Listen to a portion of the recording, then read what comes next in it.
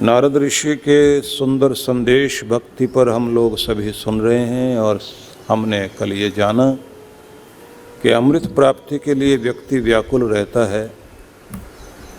अमृत परमात्मा का धाम है, वह अमृत लोक है, अमृत धाम है। उस धाम में ही जाने की चेष्टा करनी चाहिए और अपने भक्ति से ही हम अमृत को प्राप्त कर सकते हैं। संसार जैसा भगवान ने बनाया वो अपने आप में परिपूर्ण है। इस पूर्ण संसार में परिवर्तन का सिद्धांत जो भगवान ने दिया है, हर पल कुछ न कुछ बदल रहा है, बदलेगा। इसी से इस दुनिया की सुंदरता भी है। लेकिन जब तक हम इस दुनिया में जीते हैं, कोई न कोई कामना, कोई न कोई मन में भावना, कुछ न कुछ इच्छा, कुछ प्राप्ति की इच्छा, कुछ चीज़ों से दूर भागने की इच्छा, ये मनुष्य के मन में लगी रहती है। आदमी चिंता से, बैर से, विरोध से, दुख से, संताप से, रोग से, कष्ट से घिरा रहता है और उससे बचने की चेष्टा करता है। करना चाहिए सबको, क्योंकि हम दो ही चीज़ें आत्मा का जो लक्षण माना गया है, 5 लक्षण माने गए हैं, उनमें कहा गया इच्छा, द्वेष, प्रयत्न, सुख, दुख, ज्ञानानि आत्मनो लिंगम। ये इच्छा, द्वेष, किसी चीज़ को पाने की इच्छा और किसी चीज़ से दूर हटने की इच्छा, ये आत्मा का स्वाभाविक गुण है। कुछ चीज़ों को प्राप्त करने के लिए प्रयत्न करना, सुख दुख की अनुभूति करना, जानकारी लेना, ये सब कुछ आत्मा के साथ रहता ही है। तो इसलिए इस संसार में ये सब चीज़ें चलेंगी। अच्छी बुरी सब तरह की चीज़ें सामने आएंगी, तो उन सब चीज़ों के साथ हमें ये भी ध्यान रखना पड़ेगा कि जब भी जो चीज़ हमारे सामने आए, उस सब चीज़ों के बीच अपने आप को हमें संतुलन बांधना पड़ेगा और संतुलन बनाने के साथ साथ इसकी भी कोशिश करनी पड़ेगी कि कोई भी किसी भी प्रकार का दबाव प्रभाव जीवन में आए, हम अपने आप को संभाल सकें। जो आदमी जितना स्थिर रहता है, जितना समझदार बनकर रहता है, जितना अपने आप को संभालने की चेष्टा करता है और धैर्य नहीं छोड़ता, वही जीवन में सफल होता है। तो आइए आज के प्रसंग में हम आगे बढ़ते हैं। नारद ऋषि ये कहते हैं, यत प्राप्य न किंचित वांछति, न शोचति, न द्वेष्टि, न रमते, नोत्साही भवति। भक्ति आपके जीवन में आएगी तो फिर ये बात ध्यान रखना, फिर कोई पाने की चाह नहीं रह जाएगी। न शोचति, किसी चीज़ का शोक नहीं रहेगा, किसी चीज़ का अफसोस भी नहीं, किसी चीज़ का दुख भी नहीं। न द्वेष्टि, न किसी के साथ बैर रहेगा, न रमते, न कहीं आसक्ति हो जाएगी, न उत्साही भवति, न किसी चीज़ का उत्साह रहेगा। उत्साह से मतलब है कि जैसे आप देखते हैं कि बहरे को भी मतलब की बात सुनाई देती है और अंधे को भी सूझता है मतलब की कोई चीज़ सामने, इशारे मिलते रहते हैं। आदमी उत्साही रहता है, कामी काम में, क्रोधी क्रोध में, बदला लेने की भावना वाला बदला लेने के लिए मौके की तलाश में घूमता रहता है। लालची आदमी को जहाँ कहीं से भी मौका मिले, लालच पूरा होता हो, उस सब में उत्साह बना रहता है। अपने अपने मतलब में हम बहुत उत्साही हैं। मतलब वाली चीज़ होगी तो दौड़कर, भागते हुए, पूरी ताकत लगाकर उस तरफ चल पड़ेंगे, और जहाँ मतलब नहीं हो तो वहाँ तुरंत रुक जाते हैं। तो उन्होंने ये कहा कि जहाँ आदमी के अंदर स्थिरता आ जाए और प्रेम वाला तो बनकर रहे, लेकिन किसी भी चीज़ की आसक्ति नहीं रहेगी, न किसी चीज़ का बैर रहेगा, न किसी चीज़ के लिए व्यक्ति पागल रहेगा कि ये मुझे मिले। नारद जी ने जो कहा उसे अगर समझना हो तो एक प्रसंग आता है कि नारद जी भगवान विष्णु के चरणों में उपस्थित थे, तो उन्होंने वहाँ ये पूछा कि प्रभु, संसार में आपका नाम जपने वाले बहुत सारे लोग हैं, मैं सबको देखता हूँ, आपको बहुत प्यार करते हैं। सेवा वाले लोग भी हैं, दान पुण्य वाले लोग भी, धर्म कर्म वाले लोग भी हैं, मंदिरों में घंटे बजाने वाले लोग भी हैं, लेकिन आप किसे अपना सबसे बड़ा भक्त मानते हैं? विष्णु भगवान मुस्कुराए और बोले, सामने जो ग्रंथ रखा है उसको देखो। तो देखा तो उसमें एक किसान का नाम लिखा हुआ था, तो उसे ढूंढने के लिए वो चल पड़े। तो किसान के गांव में पहुंचे तो उसे देखा कि ये करता क्या है। कोई मंदिर जाता हुआ ऐसा दिखाई नहीं दिया, यज्ञ याग करता हुआ नहीं दिखाई दिया, दान पुण्य करता हुआ नहीं दिखाई दिया। सामान्य सा आदमी और दुनिया में सबसे श्रेष्ठ भक्त, तो श्रेष्ठ भक्तों में उसकी भी गिनती है। श्रेष्ठ भक्तों के जितने भी नाम लिखे हुए थे उनमें प्रथम नाम उसी का था। तो उसने आकर के कहा कि प्रभु वो तो बहुत ही सामान्य सा व्यक्ति है। भगवान ने कहा उसकी भक्ति देखी। बोले महाराज सुबह उठता है तो वो उठकर ये कहता है आज का दिन मिला, मैं बहुत धन्यवादी हूँ भगवान, और आज का कर्तव्य कर्म करने के लिए तत्पर हूँ, मेरे हाथों से कोई बुरा कर्म ना हो, प्रसन्नता से रहूँ, तेरा शुक्र मनाता रहूँ, जो कर्तव्य कर्म आपने मुझे दिया है उसे खूबी से निभा सकूँ, मेरे सारी जिम्मेदारियाँ जो भी हैं वो भी मैं निभाऊँ, जो दूसरों की जिम्मेदारियाँ भी मेरे आसपास दिखाई देती है उसे भी पूरा करने की कोशिश करूं, मेरे अंग संग रहना, मुझे आशीर्वाद देना, और मेरे सुख दुख के इस दुनिया में संतुलन बना रहे, चेहरे पर मुस्कुराहट रहे, मन में शांति रहे भगवान, मेरे अंग संग रहना। और ऐसा कह करके प्रार्थना करके चलता है, कोई खास मंत्र पाठ भी नहीं करता। उसके बाद जाता है, वो जा कर के अपने पशुओं को देखता है, उनको चारा डालेगा, उन्हें तैयार करेगा, और एक एक के पास बहुत प्यार से जा कर के बोलता है।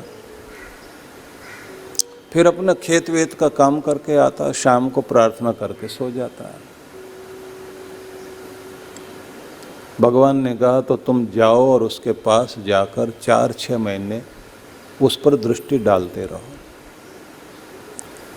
तुम्हारी दृष्टि रहे सांसारिक कार्य, अपनी जिम्मेदारियां निभाते निभाते आप सांसारिक और सब कर्तव्य कर्म करते हुए जो भी आपके अपने कार्य हैं नारद जी वो सब पूरे करते करते उस पर दृष्टि बनाए रखना, और ये देखना कि उसके मंत्र महत्वपूर्ण नहीं है, महत्वपूर्ण है उसकी भावना, उसके अंदर से उठती हुई भावना। वो पढ़ा लिखा नहीं है लेकिन उसके अंदर की प्रार्थना तो सुनो तुम, वो बोलता क्या है।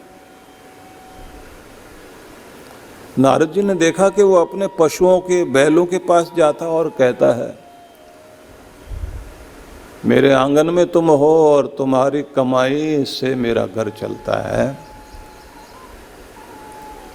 और मेरा फर्ज है मैं तुम्हें चारा दूं, लेकिन तेरा प्यार और मेरा प्यार दोनों मिले। और वो बैलों के साथ भी बहुत प्यार से हाथ चलाता है, तो उनसे बात भी करता है, और वो बैल उसकी बात को जैसे सुनते हों।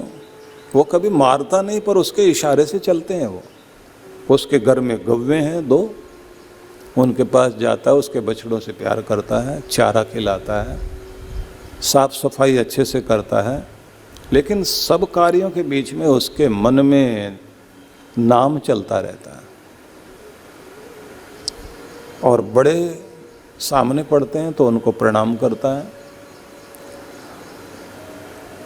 तो तुम जो ये देखो सबको समझो, और समझने के बाद फिर आकर बताओ। तो नारद जी देख रहे हैं कि ये अपने जीव जंतुओं को भी प्यार करता है, बड़ों को भी मान देता है, प्रार्थना करके जागता है। उसके बाद में अपना कार्य करने के लिए खेत में जाता है। खेत में जाता है तो वहाँ खड़ा होकर कहता है, हे पृथ्वी माँ, मुझे किसान वाला कार्य मिला है,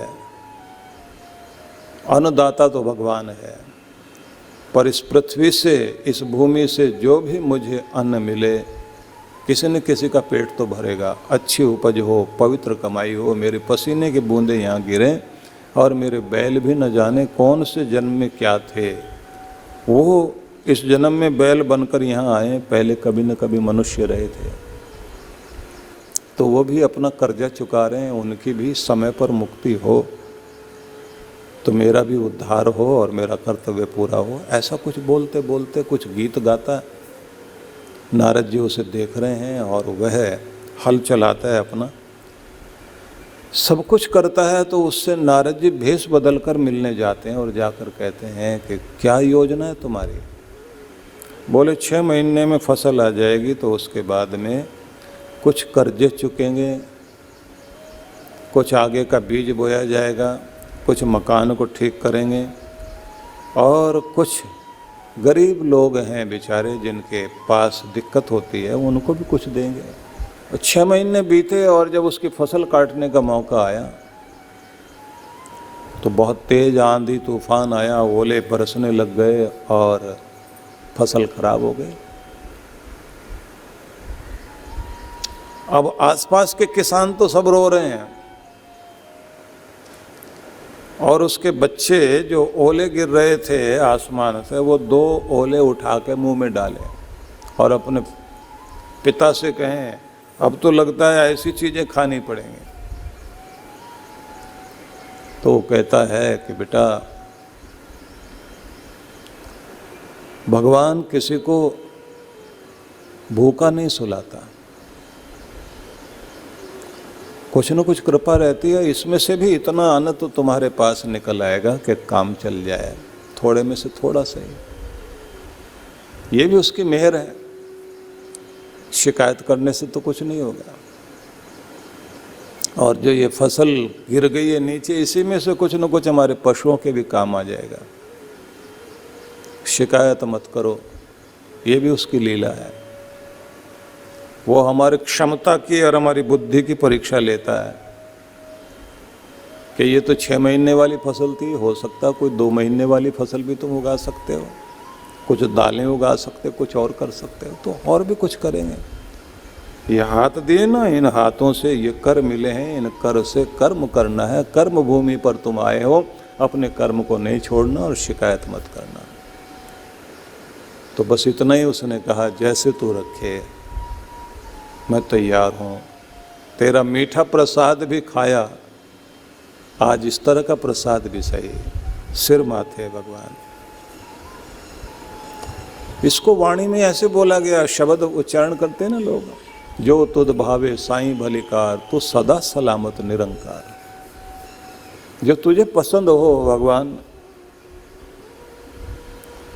जो तुद भावे साईं भलिकार, मेरे स्वामी मेरे मालिक, जो तुम्हें पसंद हो वही भला है, तू सदा सलामत निरंकार। हे सब जगह बसने वाले भगवान, तेरे कार्य अपने आप में पूर्ण है, तेरे दिए को पाकर मैं संतुष्ट रहूं, तेरा भाना मीठा लागे, जो तू दे बस वो अच्छा लगे। और इस तरह से कहकर वो अपने घर में तसल्ली दे रहा है। नारद जी ने देखा कि इसकी ये बात भी देख ली हमने, रात्रि में हर दिन इसकी प्रार्थना क्या होती वो नहीं देखी। शाम को देखा कि वो बड़े शांति में संध्या वंदन करता है और अपने भोजन वोजन करने से पहले जैसे सूरज डूब रहा होता है तो संध्या वंदन में बैठता है और शांत होता है और साथ साथ में अपने आज के सारे कर्मों की गलतियों की क्षमा याचना करने के बाद फिर ये कहता है कि अगर कल फिर जीवन है तो फिर तेरे दरवाजे पर आकर तुझे प्रणाम करूँगा, आज का प्रणाम तो स्वीकार कर और मेरे मन में शांति दे। मेरे कर्मों का परिणाम मेरी जिंदगी है भगवान, लेकिन मुझे तुझसे कोई शिकायत नहीं है। मैं अपने आप को, अपने कर्मों को, स्वयं को समर्पित करता हूँ तुझे, शरणागत होता हूँ, ऐसे प्रार्थना करके सोता है। तो नारद जी वापस लौटे और उन्होंने आकर के कहा कि प्रभु कोई ज़्यादा बड़ी बात तो नहीं समझ में आई, प्रार्थना करके काम करना, भोजन करते समय भगवान का धन्यवाद करके खाना, जमीन पर काम करता है तो वहाँ भी प्रसन्नता से खड़ा होकर धन्यवाद करना कि मेरी कर्म भूमि है। और ये भी एक अच्छी बात देखिए कि और सब किसान लोग तो रोते हुए ये कह रहे थे कि क्या कर्म हमको मिला कि आखिर तक भी उम्मीद नहीं है कि हमारी कमाई हमारे तक पहुंच पाएगी, नहीं पहुंच पाएगी। इसको हमने सिर्फ ये देखा कि इसने शिकायत नहीं की और ये अपने काम को भी बुरा नहीं मानता। और आप भी जरा सोच के देखिए, आप जो काम धंधा करते हैं, जो बिजनेस करते हैं, जो नौकरी करते हैं, अगर उसको सराहते नहीं और उसको आप जो है बुरा बुरा सोचते हैं, काम करना पड़ता है और आप उसको पसंद नहीं करते, तो वह रोजी रोटी आप जिससे खा रहे हैं अगर उसको आप पसंद नहीं करते तो उससे बरकत आपके जीवन में कभी नहीं पड़ेगी। जो भी काम कर रहे हैं तो उसमें आदमी को प्रसन्न रहना चाहिए, आनंदित होकर करना चाहिए। तो नारद जी ने ये भी देखा और देखने के बाद जो कुछ समझ में आया भगवान को बताते जा रहे हैं कि प्रभु मैंने इतनी बात देखी कि भोजन करता है तो धन्यवाद, जागता है तो भगवान से प्रार्थना करता है, शुक्र मनाता है, रात को सोता है तो समर्पण करता है और शांति मन में रख करके समर्पित होकर के सो जाता है। अपने पशुओं से प्यार करता है, अपने काम को प्यार करता है, बड़ों को मान देता है, भरोसा बहुत है उसको भगवान पर। तो इतने से आप ये कहते हैं कि वो दुनिया का बहुत महत्वपूर्ण भक्त है, तो मुझे तो नहीं समझ में आया। तो भगवान ने कहा कि नारद जी, निश्चल भक्ति और निश्चल मन उसका और धन्यवादी और भोजन का एक कण भी मुख में जाएगा तो आभार व्यक्त करता है। रोजी रोटी कमाता है तो वो ये कहता है कि ये मेरा कर्म किसी के काम इस तरह से आए कि उसका पेट भरे, वो किसी को सताना नहीं चाहता, उसका रोम रोम भक्ति से भरा हुआ है। और कमाल ये है कि ना लालच ना क्रोध, घर छोटा सा है लेकिन प्रेम का मंदिर है। घर के अंदर बड़े हैं छोटे हैं, कोई किसी से शिकायत नहीं करता। जहां भक्ति व्यवहार में दिखाई देती है, जहां भक्ति परिवार में दिखाई देती है, जहां भक्ति लेन देन में दिखाई देती है, जहां भक्ति व्यक्ति की सोने जागने में दिखाई देती है, जहां भक्ति व्यक्ति के अपने से छोटे पशुओं के साथ भी उसकी भक्ति, उसका प्रेम दिखाई देता है, और घर की विषमताओं के बीच भी जो टूटता नहीं, और बड़ों से अगर कोई बात अच्छी सुनता है तो गौर से सुनता है, उसे बार बार दोहराता है कि बड़ों की कही बात को हृदयंगम करना चाहिए। नारद जी सारे मंत्र पाठ का, भक्ति का, सभी तरह के अनुष्ठान का यही तो प्रभाव है कि व्यक्ति का जीवन भक्ति के रंग में रंग जाए, प्रेम में रंग जाए, मुझसे जुड़ जाए, वो उसका रोम रोम मुझसे जुड़ा हुआ, और वो आगे संस्कार भी बच्चों को ये दे रहा है कि जो स्थितियां परिस्थितियां जीवन में आ जाएं उससे दुखी होने की आवश्यकता नहीं, रास्ता निकालो और भगवान का शुक्र मनाने में कभी पीछे मत हटो। बस यही तो मेरे भक्तों की, श्रेष्ठ भक्तों की पहचान है। अब जरा सोच कर देखिए कि जब यहाँ नारद जी कहते हैं कि भक्ति वह है जहाँ व्यक्ति कुछ चाहता नहीं है। चाहने से मतलब है कि इच्छाओं के जाल में उलझा हुआ जीवन नहीं जीता।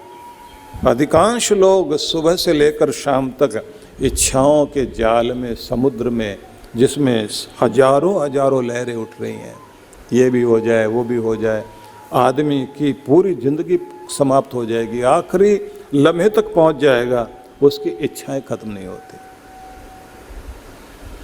ये भी वो भी, ये हो जाता वो हो जाता। उसके काम की इच्छा, कामनाओं की इच्छा, उसकी क्रोध की इच्छा, उसकी द्वेष की इच्छा, उसकी मोह की इच्छा, उसकी आसक्ति की इच्छा, कितनी तरह की इच्छाएं व्यक्ति के जीवन में चलती रहती हैं। कहते हैं जहाँ व्यक्ति कुछ चाहता नहीं, मतलब उसका सौभाग्य जीवन में चल रहा होता है। कहते हैं ना कि जब व्यक्ति के जीवन में सौभाग्य आता है तो फिर मांगना नहीं पड़ता, उससे पहले ही उसके मन में तरंग उठने से पहले उसकी पूरी होने लगती है। बच्चा सोकर उठा नहीं, उठने वाला है, माँ दूध तैयार करके बैठी है, अब ये उठने वाला, जागने वाला है, इसको दूध पिलाना है। अभी मांगा भी नहीं उसने, चाहा भी नहीं है। यही तो परम सौभाग्य माना जाता है कि इच्छा उठी भी नहीं और पूरी हो जाए। तो ये बात ध्यान रखना, जब आपकी भक्ति भगवान से जुड़ जाएगी, आपको जो चाहिए, योग क्षेमम वहम्यहम, भगवान पूरा करने के लिए वचन देते हैं ना, मैं तुम्हारे समस्त योग के लिए जिम्मेदारी, उत्तरदायित्व तो वहन करता हूँ। तो भक्ति का उदय होने पर मन भगवान में लीन हो जाता है और फिर कुछ पाने की इच्छा नहीं, संतुष्टि रहेगी। लेकिन इसका मतलब ये नहीं कि काम नहीं करेगा, किसी चीज़ के लिए योजना नहीं बनाएगा, ये सारी चीज़ें करेगा, लेकिन उन इच्छाओं के जाल में नहीं फंसेगा जिस जाल में रात दिन आदमी को नींद नहीं आती, परेशानी बढ़ती रहती है, न कोई शोक रहता, न द्वेष रहता, और न किसी चीज़ की आसक्ति रहती, न किसी चीज़ के पीछे भागने के लिए पागल होता। एक आपने दोहा सुना होगा ना कि चाह गई चिंता मिटी, मनवा बेपरवाह। तो वो भाव जरा ध्यान में रख लीजिए। जब व्यक्ति अपनी चाह से रहित हो गया, चाह गई चिंता मिटी, चाह से चिंता आती है ना, चाह गई चिंता मिटी, मनवा बेपरवाह, जिसको कुछ न चाहिए वो शाहों का शाह, जिसको कुछ चाहिए नहीं वो तो बादशाहों का भी बादशाह है।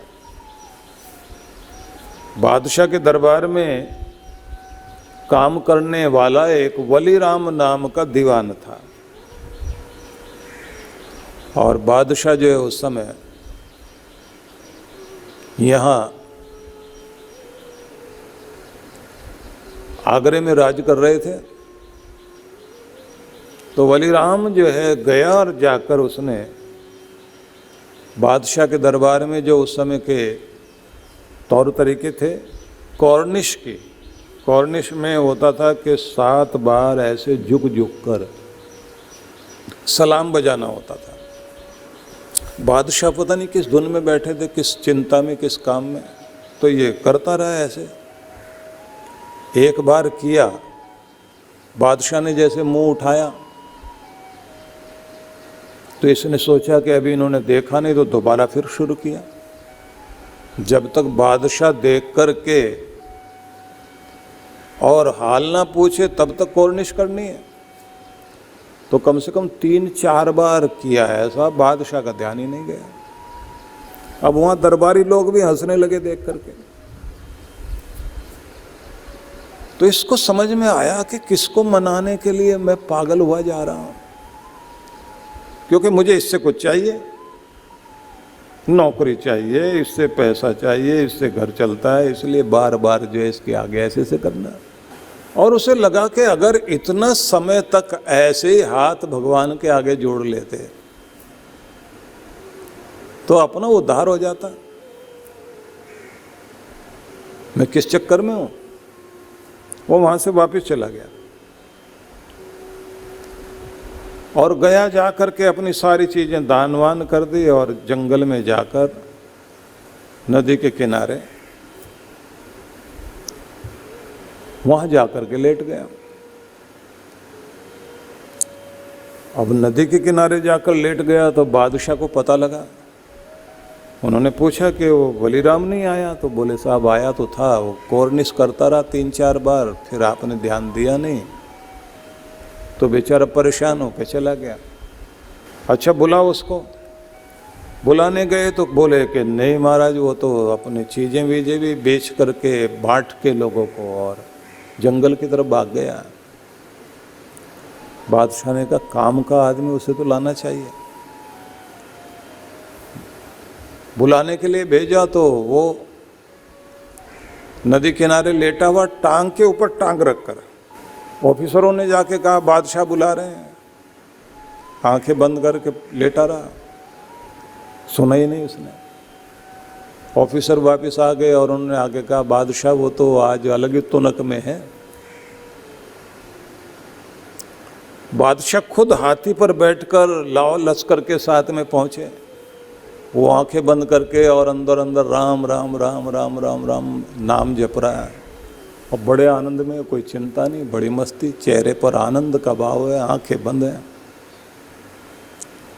और मन में सोच रहा है आज तो बस सब इच्छाओं से रहित हो गए, अब किसकी नौकरी और किससे क्या चाहिए। भगवान का भजन करेंगे, पेट के लिए ज़्यादा जरूरत तो होती नहीं, तन के लिए वस्त्र भी इतने हैं, और क्यों किसी के लिए अच्छा बुरा कर्म करना पड़े। अब तो अच्छा ही अच्छा करेंगे, बुरा नहीं। मन में भाव लाए, तेरा भजन चले, तेरा पूजन चले, तेरी तरफ ही रहे भगवान, लगन तो तेरी लगा ली है, और बार बार मन मन में राम राम। और उधर बादशाह बोले बलीराम, बोले राम राम, बलीराम राम राम। अब वो फिर कहें बलीराम, वो कहे राम राम। वो आँख खोल भाई, देख तो सही कौन है सामने। वो बोले बहुत आँख खोल के देखी, अब तो आँख बंद करके अंदर नज़ारा देखने का मौका मिला। बादशाह बोले ये कब से तूने टांग पर टांग रखकर लेटने की आदत बना ली। बोले जब से कॉर्निश करके सिर झुकाने की आदत लोगों के सामने छोड़ दी, बस उसी दिन से टांग पे टांग रखकर लेट के आनंद मनाने का कार्य शुरू हो गया। वो बोले पागल हो गया। बोले अब तक था। बोले अब तो बस उसके दीवाने हो गए। बादशाह मुस्कराकर बोले अच्छा भैया ठीक है, ये अगर तुनक तुम्हारी 2 मिनट की है, 2 घंटे की या 2 दिन की है, उतर जाए तो आ जाना। खड़ा हो गया ये उठ के और हाथ जोड़ के बोला हुजूर तुनक नहीं है, न कोई पिनक है नशे की, ये तो उसकी लगन किसी भी घड़ी लग जाती है आदमी को तो लग गई है। और अब तक आपके साथ जो कुछ रहा वो सब के लिए आपका भी धन्यवाद करता हूँ, और मेरी गुस्ताखियों को भी माफ़ करना और मुझे मुक्त करो, क्योंकि अब भगवान का हो गया। बादशाह चले गए और ये लोग पूछे क्या मिला। बोले आज वो चीज़ मिली कि कभी हम झुकते थे सामने, और आज वो हमें पूछने के लिए आया और हमको लेटे लेटे ही बात करने का मौका मिला। तो आप जरा सोच के देखिए कि जब आदमी की ये चाह खत्म हो जाती है और परमात्मा की तरफ चल पड़ता है, तो फिर उसको ये दुनिया की परवाह करने की जरूरत नहीं पड़ती। केवल मात्र भगवान की तरफ चलते रहने से उसके जीवन में आनंद आता है। लेकिन इसका मतलब ये नहीं है कि हम अपने काम धंधे और सारी चीज़ें छोड़ दें, जंगल में सब बैठ जाएं। हमारे अपने घर में हिमालय आना चाहिए। अपने घर के अंदर ऐसा स्थान बनाइए जहां आप चारों तरफ सीनरी लगा करके भक्ति या ध्यान का स्थान, जहां आपको महसूस हो कि बस ये हिमालय है। उसी में वन की भी कोई तस्वीर लगाओ, हवा आती जाती रहे, ताज़ी हवा आए, या फिर उसे ऐसा मौसम के वातानुकूलित बना दीजिए कि जब आप वहाँ बैठें तो आपको किसी तरह से भी कोई अड़चन ना हो और आप भगवान का भजन कर सकें।